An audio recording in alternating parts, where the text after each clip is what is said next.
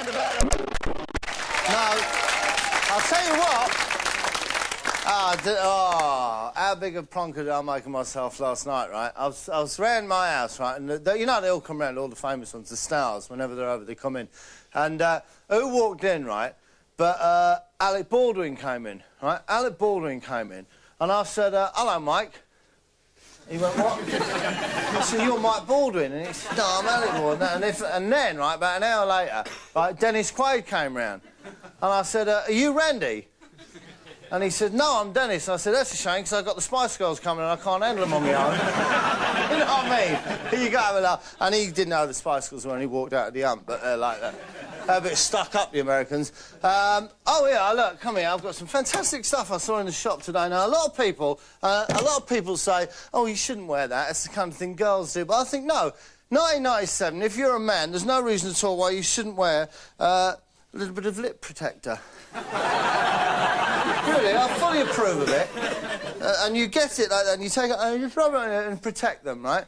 But say you got a mate, right? Like my mate, Stagger Lee Langton, who talks too much. Just slip that in his pocket, right? A little bit of glue stick. He'll whip that on her head, like that. Yeah, it works a treat. The other thing, right, this is a bit strange. This is something I found. I went to Wales. I go down there about once a month. I take a little parcel and I leave it. But you know, what they do down there, they got these pigeons, right? And the pigeons, right, they live up in the valleys where it's all grass, and they drink the grass, and it turns their feathers and that green. And what they do is they kill them, right, and they boil them, and then they mash them up into little, like little peas, and that's what they eat, look. Green pigeon peas. Obviously a delicacy in the valleys. And, this is the other thing that I've got here. This is for if, say, someone comes round on their own. Say, Peter Cook comes round, right, when he was alive. Fine. But what about if you come round with Dudley Moore? Then you got a problem, haven't you? You see what I mean? What if Milliken comes round? That's right, but if he brings Nesbitt with him, right? You see what I mean? You see the problem? Well, that's no trouble, because what I'll give them then is I'll give them this string here. Look. Duos, you see? So if Andrew Ridgeley comes round, George Michael, I've got something for them. And it's only 40 calories a serving. But it don't matter, because if you put 10 of them in a cup, you get a good drink. What's she been moving stuff? Oh, right, I've got a little trick that I'll play, really. I shouldn't, it's a bit wicked. But sometimes Sting comes round my house, right? Or Prince comes round, and they're very diminutive, or Ronnie Corbett will come round, and I always say, when Prince says, Ma, because that's how he talks, Ma, can I use your toilet? I always go, yeah, here, Prince, look. I've got a special one for you, look. And that's how well the joke goes down with Prince, basically. And then he always goes, and by the way, don't call me Prince, call me... Because that's his name now, that little squiggle mark. Here's me in my film. You've probably seen me in that film, one of the highest-selling films ever. Look, that's me in Saturday Night Fever. Fantastic, fantastic. And this is a place, this is a book that I've written about this place, Black Forest Clinic. And it's where I had to go to stop me from eating so many cakes. As it happens, you're lucky to find me in, because normally this time of night, obviously, I'll be out and about. I was up the right bollock last night. I was really drunk, right? Really, really drunk. I was out from a few of the lads from Freeze, with a band with no E on the end, right? And I needed a bit more money, so I went a hole in the wall, right?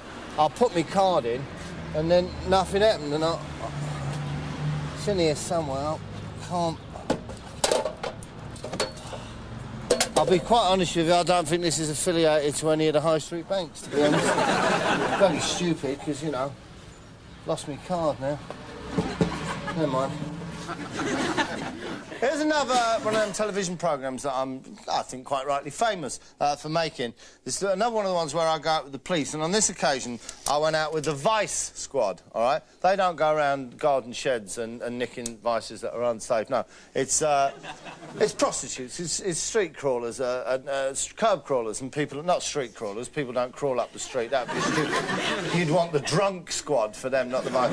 But this is a film about them, and it was when Gerard Depardieu, you know Gerard Depardieu, the actor, French actor, Gerard Depardieu, Well, he was over here. I think he was working, going to be playing a part in a movie as a vice cop. So he went over and spent some time with the vice cops in London, and he's in this with me. Later into the night, the streets of Mayfair come alive. It's not long before the team come across a little business negotiation. Ah, les panteurs! Ah, les panteurs! He's banged the prostitute! It's fantastic, man. It's important to assess exactly when to pounce. Too soon and there's not enough evidence. Too late and the... Let's just say also, this girl's really got the hang of the advertising game, hasn't she? Pedestrians? People might not know where to go. That's...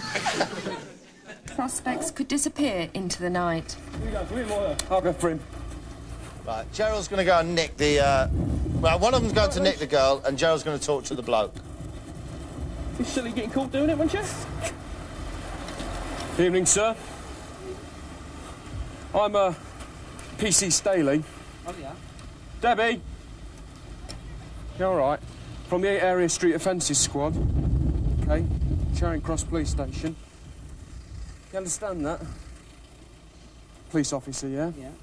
Just like to have a chat with you about what's just happened down there with that girl. OK. All right. OK, I've given the matter some careful consideration, and I'll agree to talk to you, although I don't know what you could possibly want with me. You were talking to that girl just down there on the corner a moment ago. Yeah. She approached you. Can you tell me what happened? What was said? Well, I really don't want to get her into trouble. I really don't want to get you into trouble. No, I don't think you quite understand the situation, sir. She's hardly in any trouble at all, really. You, on the other hand... No. But you did discuss a price for sexual services with her. Does your wife know you're here? I don't know, Gerald. What do you think? Does your wife know you? And he's probably got his pen poised because I'll wait for you to answer before I write down... Does your wife know you're here? I shouldn't think so. No? What would you say? I'm in London. She knows I'm in London. Does your wife know you're picking up... No, she knows I'm in London, so... Sure she can put 2 and 2 together. What would she say if she knew you were in a red light area and you'd been talking to a prostitute? Now you're just being sarcastic, aren't you? Oh, perhaps she'd say, well, you really, darling. Oh, how lovely for you. Have another cup of tea and a happy face. And you'd discussed how much her fee was for sex? Well, I promise you, officer, that I was not contemplating paying for sex. I'm not even sure whether that's an offence or not, but Oh, so you were going to give one and then run off without giving her the money, were you? Oh, now we see. didn't even contemplate. Well, let me tell you what is an offence, OK? What is an offence is soliciting a female for the purpose of prostitution, all right? I'm perfectly willing, if you are agreeable, to verbally warn you for this offence. Do you understand that? I think so. Just don't chat to strange ladies in the middle of the night. OK. There you go. So he's got off with it. He's been there. He's obviously done a little bit of business, whatever. And Gerald, I think, quite fairly, has said, look, this is a verbal warning. That's it. Just be a little bit more careful in future, all right? Go on, cocker. On your way. Go on, sweet. All right. The police will send a letter to the man's home address. Oh!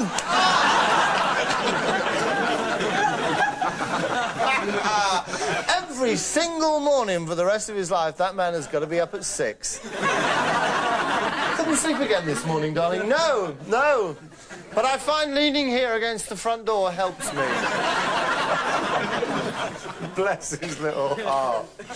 Or he could buy another flat and have the mail from his home address redirected to the other flat and go around there every day and pick it up. But I can assure him that's a very expensive way of doing it. Sorry, just I want to. That's that. There's another programme that I made, right? I'm very interested in the supernatural. Oh yes, oh yes, the creepy crawly and the wigglies and the ghoulies fascinate me.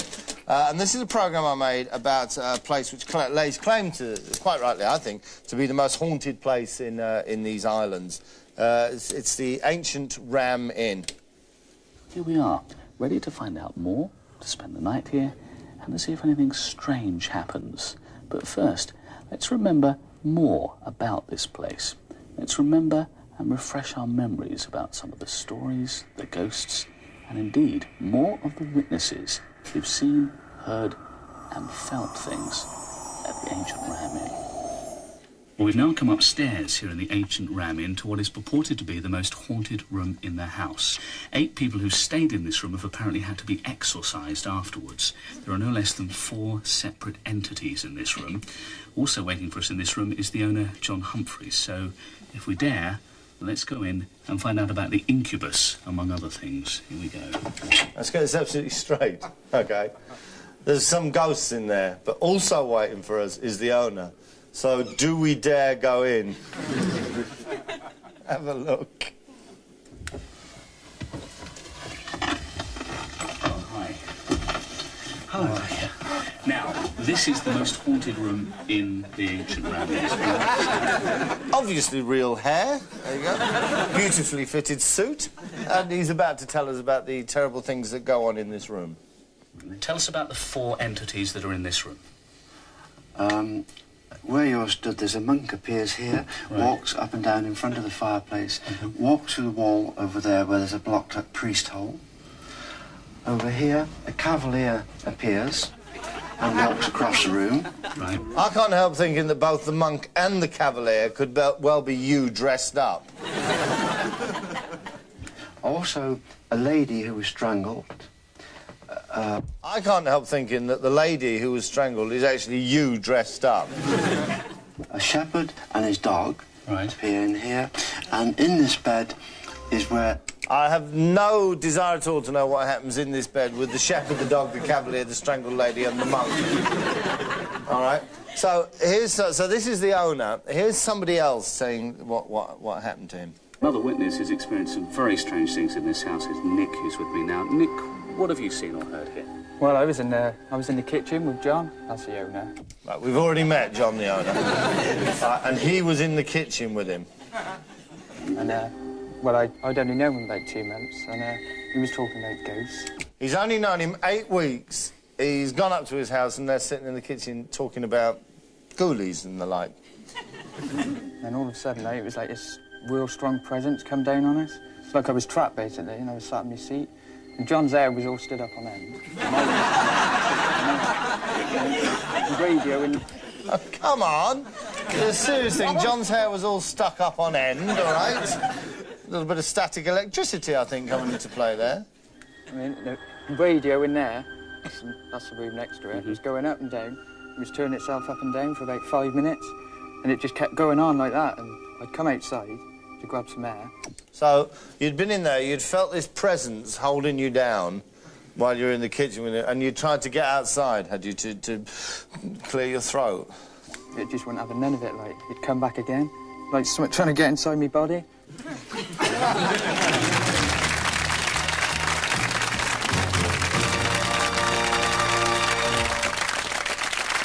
I'll tell you what I've got for you. I've got another programme that I made. Right, where are we? Here we go. This is a programme where I set this up, right? I said, why don't we go out and film live at hospitals? Because, you know, they make hospital dramas. But what about a real hospital? Never mind casualty, right? Never mind ER, right? Although I thought that was a programme about people giving people things, right? This is... let's get out there and film live. Let's get to the cutting edge and see what actually happens in hospitals. And I got my very, very good friend, diminutive but nonetheless talented Alistair, to present it for me, and I think we came up with a bit of a winner, sort of. If you were with us earlier this evening, you'll know our teams are spending tonight in the different accident and emergency departments at the start of this bank holiday weekend. First, we go to Manchester and join reporter Anya Sitaram. Just one little point here about Alice's fantastic ability in this particular game.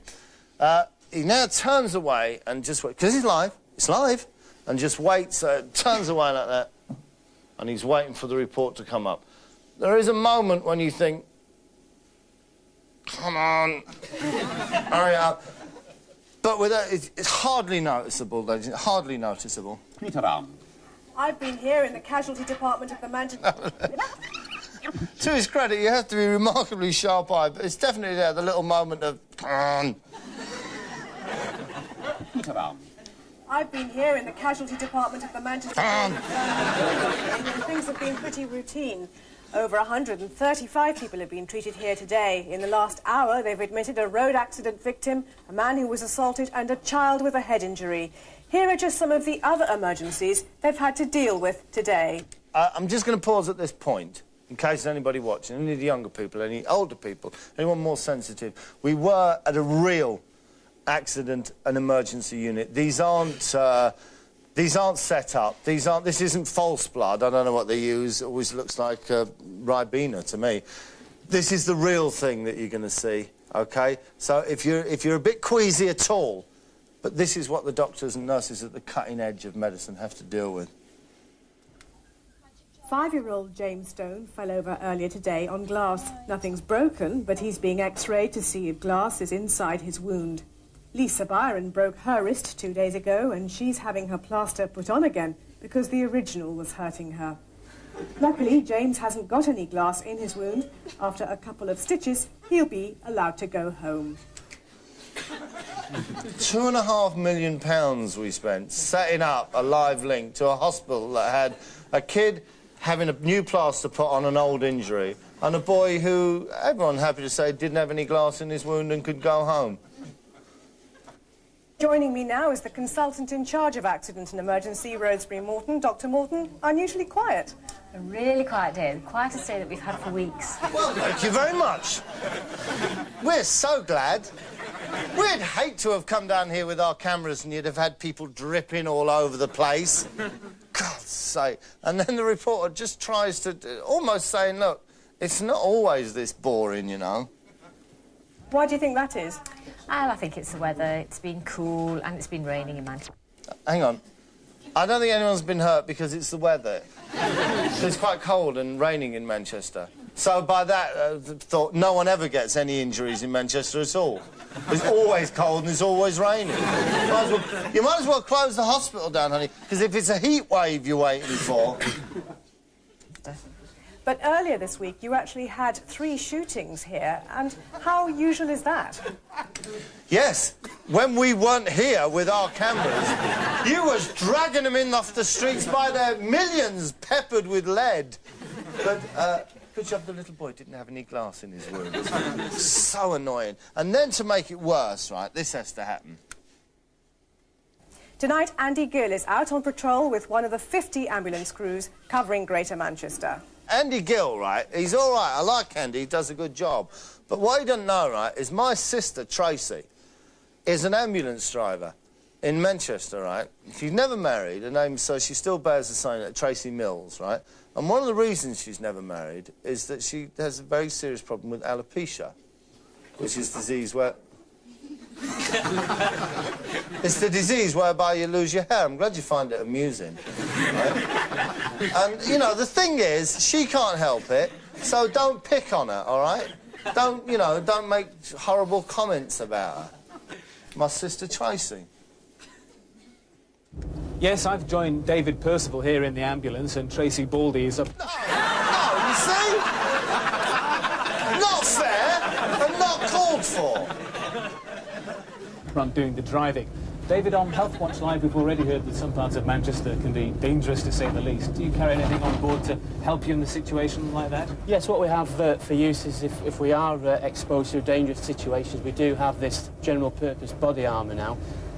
It's general-purpose body armour. What does that tell you about the body armour? That it's used for general purposes. That most purposes it can be used for. It is a general-purpose body armour. You got that? If we are confronted with a dangerous situation. What will the body armour protect you against? It's a general-purpose garment.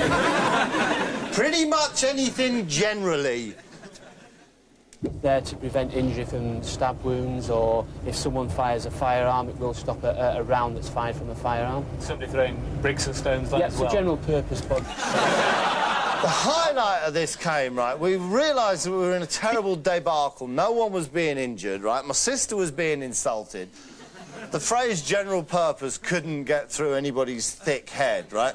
So I came up with this fantastic idea. I said, what about this? What about if we get an actress from a medical drama, something like cardiac arrest, right? and we'll get them and we'll get them down and say, look, this is what it's like in a real hospital. We'll have a little bit of glamour and, you know, a little bit of human interest. 25-year-old actress Helen Baxendale is better known as senior house officer Claire Maitland from the drama Cardiac Arrest. Yet, despite that role, this is Helen's first time inside a real A&E department. Having made a programme about hospital, I'm expecting lots of rushing around and lots of people being rushed into cubicles and blood everywhere. I've seen lots of sort of jam and Ribena in our... I knew it was Ribena. I told you, didn't I? In our mock-ups, but I don't know how I'll deal with lots of blood. Today she will be shadowing real-life consultant Adrian Fogarty. Right. They're about to see a man, right? There has been a very terrible thing. All we heard over the intercom, you get down here with your cameras, there's been a canoeing accident. So, what do you think we found? A man on a resuscitator, fighting for his life, having gone over in freezing water, had the kiss of life, and then being rushed to hospital where his life is hanging by a thread, and they're battling to save him, and she can come and watch this. Or someone who'd been phoned up by his mate at the hospital and said, hey, you know that bird you fancy off the telly? She's here. You want to get down here quick as you can. Up to you to make a decision.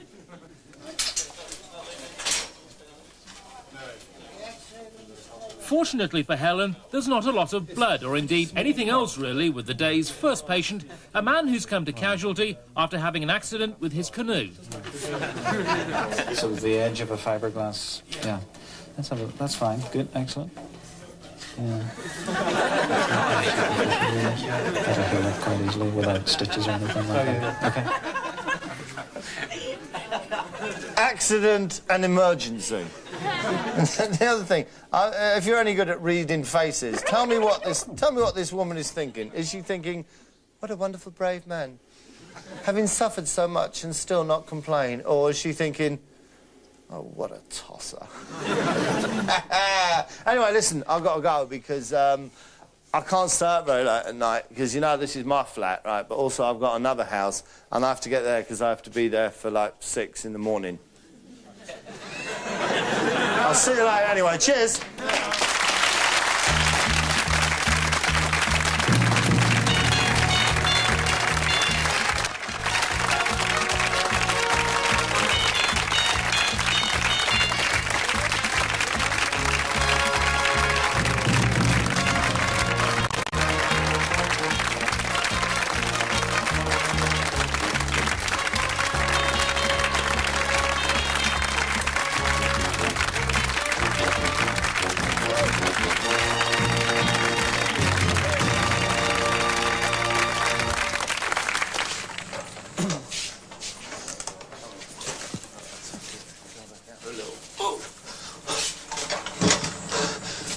It was like somebody was trying to get inside me. Bob, what's going on? Oh, I've hurt my finger really badly, look. Bob, it's not going to need stitches. This has got to stop. We've spoken about this before. Does your wife know you're here? She knows I'm on television. Look, Bob, it's not going to go any further. Take this as a verbal warning, but this is it. Just between me and you, it's finished, OK? Leave it. The police will send a letter to Bob's home address. Boil them, and then they mash them up into little, like little peas, and that's what they eat, look. Green pigeon peas. Obviously a delicacy in the valleys. And, oh, this is the other thing that I've got here. This is for if, say, someone comes round on their own. Say, Peter Cook comes round, right, when he was alive. Fine. But what about if you come round with Dudley Moore? Then you got a problem, haven't you? You see what I mean? What if Milliken comes round? That's right, but if he brings Nesbitt with him, right? You see what I mean? You see the problem? Well, that's no trouble, because what I'll give them then is I'll give them this string here. Look. Duos, you see? So if Andrew Ridgely comes round, George Michael, I've got something for them. And it's only 40 calories a serving. But it don't matter, because if you put 10 of them in a cup, you get a good drink. What's she been... Yeah, never mind about them. No, I'll tell you what. Ah, how big a plonker did I make of myself last night, right? I was round my house, right, and you know they all come round, all the famous ones, the stars, whenever they're over, they come in. And who walked in, right? But Alec Baldwin came in, right? Alec Baldwin came in, and I said, hello, Mike. He went, what? I said, you're Mike Baldwin. And he said, no, I'm Alec Baldwin. And then, right, about an hour later, right, Dennis Quaid came round. And I said, are you Randy? And he said, no, I'm Dennis. And I said, that's a shame, because I've got the Spice Girls coming and I can't handle them on my own. You know what I mean? Here you go, have a laugh. And he didn't know who the Spice Girls were when he walked out of the hump, but they're like that. They're a bit stuck up, the Americans. Oh, yeah, look, come here. I've got some fantastic stuff written about this place, Black Forest Clinic. And it's where I had to go to stop me from eating so many cakes. As it happens, you're lucky to find me in, because normally this time of night, obviously, I'll be out and about. I was up the right bollock last night. I was really drunk, right? Really, really drunk. I was out from a few of the lads from Freeze, having a band with no E on the end, right? And I needed a bit more money, so I went a hole in the wall, right? I put my card in, and then nothing happened, and it's in here somewhere. I can't... I'll be quite honest with you, I don't think this is affiliated to any of the high street banks, to be honest. It's very stupid, because, you know, lost my card now. Never mind. Here's another one of them television programmes that I think, quite rightly famous for making. There's some moving stuff. Oh, right, I've got a little trick that I play, really. I shouldn't, it's a bit wicked. But sometimes Sting comes round my house, right, or Prince comes round, and they're very diminutive, or Ronnie Corbett will come round, and I always say, when Prince says, Ma, because that's how he talks, Ma, can I use your toilet? I always go, yeah, here, Prince, look, I've got a special one for you, look. And that's how well the joke goes down with Prince, basically. And then he always goes, and by the way, don't call me Prince, call me... Because that's his name now, that little squiggle mark. Oh, here's me in my film. You've probably seen me in that film, one of the highest-selling films ever. Look, that's me in Saturday Night Fever. Fantastic, fantastic. And here's... this is a place, this is a book that I saw in the shop today. Now, a lot of people say, oh, you shouldn't wear that, it's the kind of thing girls do. But I think, no, 1997, if you're a man, there's no reason at all why you shouldn't wear a little bit of lip protector. Really, I fully approve of it. And you get it like that, and you take it and you throw it in and protect them, right? But say you got a mate, right? Like my mate, Stagger Lee Langton, who talks too much. Just slip that in his pocket, right? A little bit of glue stick. He'll whip that on and like that. Yeah, it works a treat. Oh, the other thing, right, this is a bit strange. This is something I found. I went to Wales. I go down there about once a month. I take a little parcel and I leave it. But you know, what they do down there, they got these pigeons, right? And the pigeons, right, they live up in the valleys where it's all grass, and they drink the grass, and it turns their feathers and that green. And what they do is they kill them, right, and they